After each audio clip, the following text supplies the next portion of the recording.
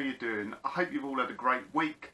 We're back once again. It's part 10 of Project Bolt, and I'm sad to say this is the very last update on Project Bolt because we're finished now. So there may be a few updates on track days and little bits, maybe some upgrades we do on the car. But as far as the project goes, the project is finished. So today is the finish of Project Bolt. So in this video we take Project Bolt on its second track day. The first track day was really just a shakedown, get everything sort of worked out, get it roughly set up. And this second track day was really about getting the car dialed in, seeing what it could really do.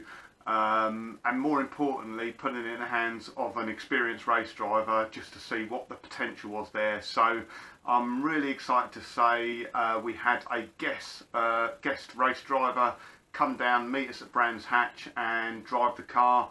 And what a gentleman he was, really nice guy actually. He didn't just drive the car, he helped us get the car set up as well. Got his hands dirty, got stuck in, and the race driver I'm talking about is none other than the legendary Nick Swift. And so if you're not aware of Nick Swift and Swiftune, Swiftune are, they've been at the cutting edge of mini race car engine building and mini racing for probably over 50 years now. Nick Swift has been driving mini race cars for 30 years now, been working on race cars since he was pretty much since he can walk actually. And if you look at the race car series for minis, so if you look at Mini Miglias, for the last 6 years or more, the winning car in Mini Miglia has been powered by a Swiftune engine. And if you look outside of Mini Miglias, if you look at historic classic mini racing and classic car racing, again, I think Goodwood Revival last year, the top 3 cars that placed first, second and third had Swiftune engines in them. So Mark's car, Project Bolt, has got a Swiftune engine in. They really are, they're about as best you can get actually. So, like I say, what an honour it was to have Nick Swift come along. I was a little bit nervous actually because I've worked on cars all my life as well. It's always been road cars, never really worked on race cars, haven't really dabbled in it at all. So helped Mark build this car obviously. I set it up like a road car actually, so I was fully expecting Nick to come along, jump in the car and go, oh my god, what have you done with this car, it's awful. He didn't, he took it out for a few laps, he'd come back in, gave us some really great feedback on how to set up the car, and I was really amazed. He got stuck in and helped us set the car up as well. So thank you Nick for that, really appreciate it. One of the issues we had actually was the front suspension. So obviously it was all new, it had new race cones in the front, suspension rubber cones, I think they're yellow dot cones. And obviously all the rest of the suspension was new as well. When we first put the suspension in the front, it was sitting very high, so we opted for the older type suspension knuckles, which don't have a little built-in spacer.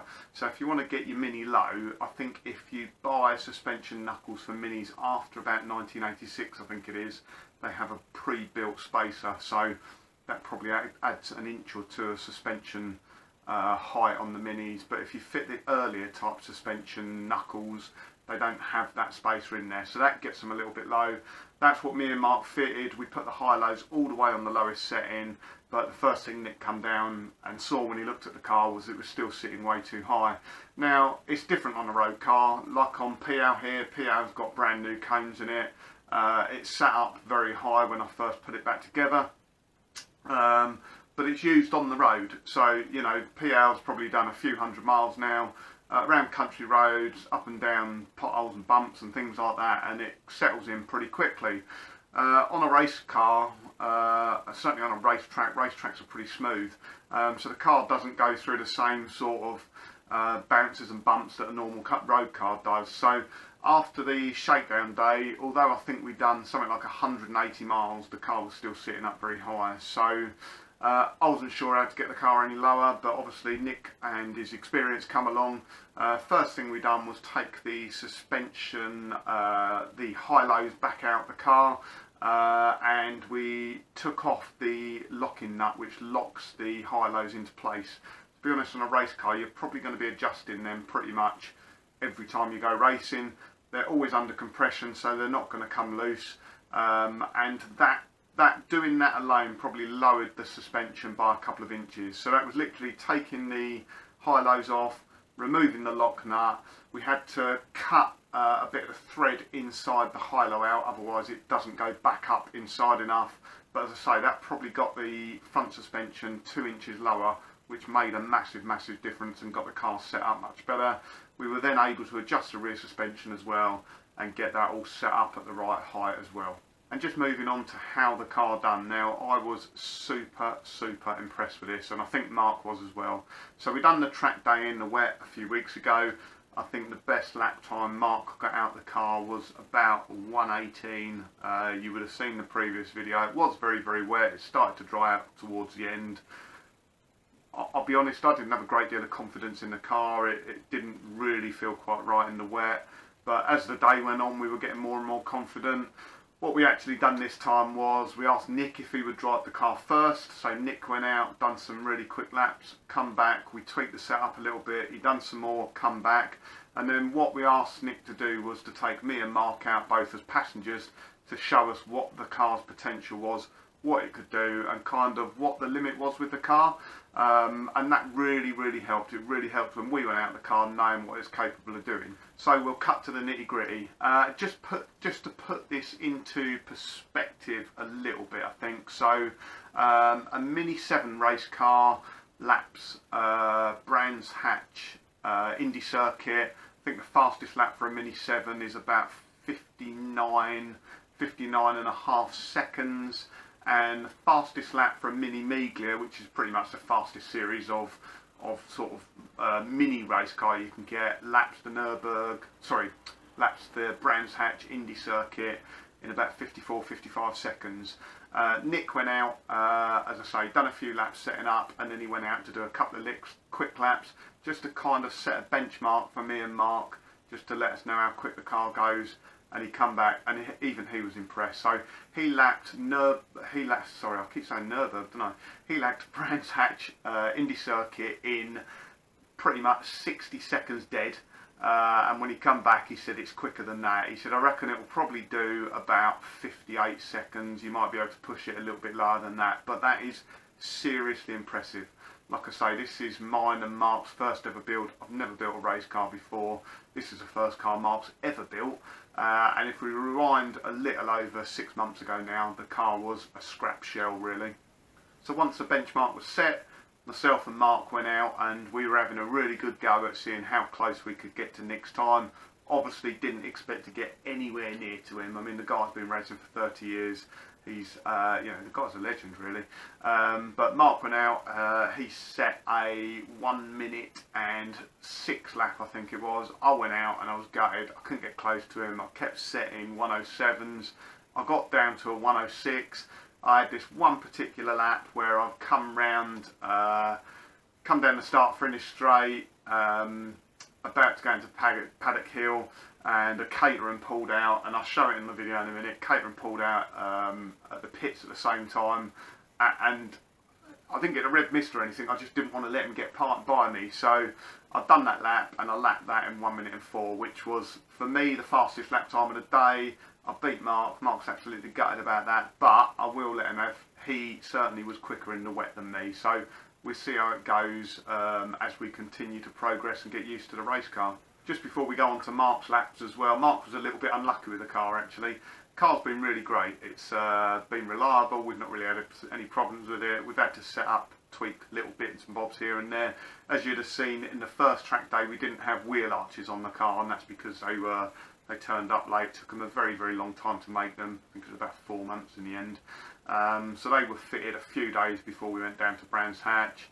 The fixings for them were pretty good, but you fix the fixings to the metalwork, the wheel arches on the car. They're screwed on via sort of nut and bolt, and then the actual fixings are bonded to the carbon fibre wheel arches themselves. Well, unfortunately, they started to come off, or certainly the near side front did, so you'll see that in one of the videos in a moment. They're carbon fibre Miglia arches. I think they're notoriously difficult to get right or get them looking right on the car. There's a lot of measuring required. Getting them looking right is quite a difficult job to do. As I say, Mark bonded them on. You know, we were doing pretty much, I suppose, probably knocking on 100 miles an hour down the straight. Bonding them on just didn't seem to stand up to the rigours of running around a racetrack. So we've changed that now and they're riveted on, so that should stop them coming off again. Mark also had an issue where he went to put out the pits, and unfortunately the boot come open, so the latch had come loose, but we managed to sort that out. But anyway, all sorted out. We had an absolutely fantastic day. I hope you enjoy the video. It's right, you can, in fact, mate, it's so much nicer with the tracking done now, but it's getting a bit of understeer at the top.